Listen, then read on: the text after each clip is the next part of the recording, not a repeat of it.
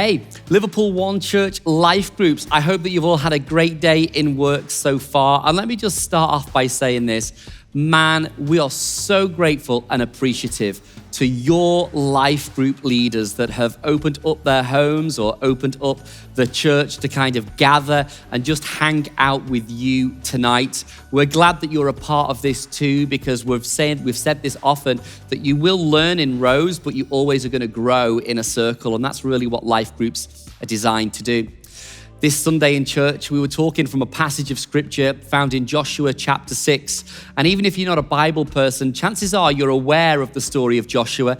He was the guy that was leading Israel when they had to go and fight the battle in the city of Jericho that had its walls that were securely barred and securely shut. And for a moment, I think it must have looked like the promise that God had given Joshua and the nation of Israel to one day have their own land could have possibly looked like it was never going to happen when they first came across the city of Jericho.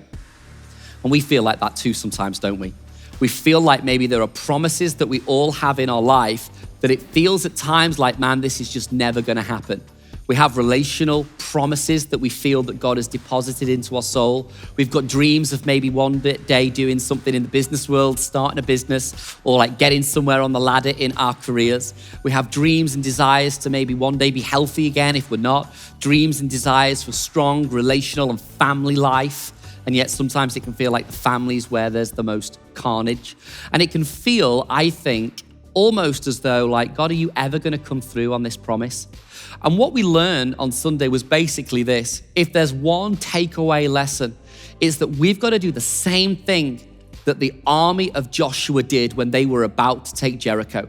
When Joshua instructed them to walk around the wall, he did not tell them that on day 7 that the walls were going to come in upon the command for them to give a shout.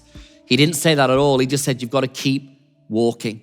And that's the hard bit for us, to faithfully stay walking, to faithfully keep walking even when it feels like nothing's happening. The dream isn't coming. The promise isn't on the horizon. It's at that point where it most commonly feels to us like, this is where I'm going to quit on church. This is where I'm going to leave life group. This is where I'm going to walk out. I'm going to leave my faith, walk away from Jesus. Often it's during those times when it feels like we're walking the walls, yet nothing is happening. And yet what we've learned from scripture is that there are 3 things that we've got to watch out for. You made the notes, guys. You can talk about them in life group tonight. But our main prayer for you tonight is that you would encourage one another to not stop on 6. So, in closing, have you ever had a time or a season where you felt like you've been waiting for a promise from God, and yet during the waiting, it's felt like it's never going to happen? And if that's the case, why don't you be brave, be confident, be authentic and real? Talk about it.